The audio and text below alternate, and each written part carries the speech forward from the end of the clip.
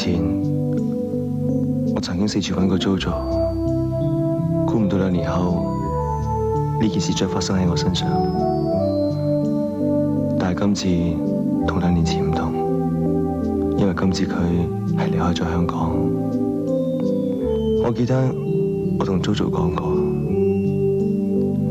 我呢4日大部分時間都喺監倉裏邊度過。其實我對外邊嘅世界係好陌生，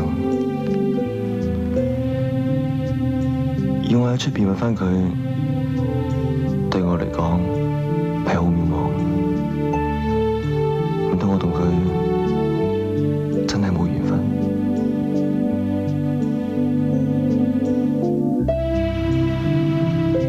和記傳訊828台，有咩幫到你啊？機住已經停咗機咯喎，請問邊位揾佢咧？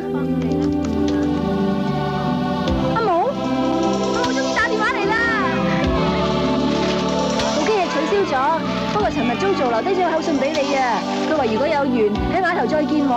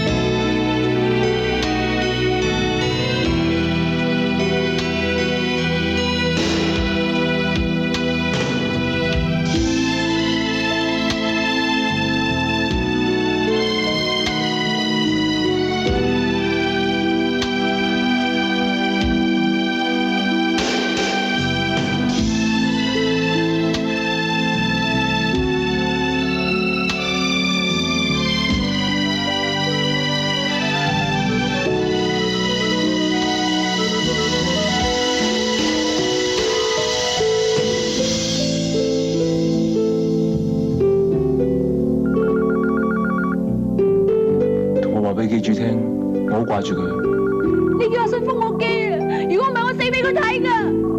你同 Johnny 分手啦，佢唔啱你噶。叫記住 call 陳出嚟飲涼茶。你幫我 call David啊，話俾佢聽我唔介意做第三者噶。唔該，你話俾機主聽，你話我發現到佢老公去滾啊！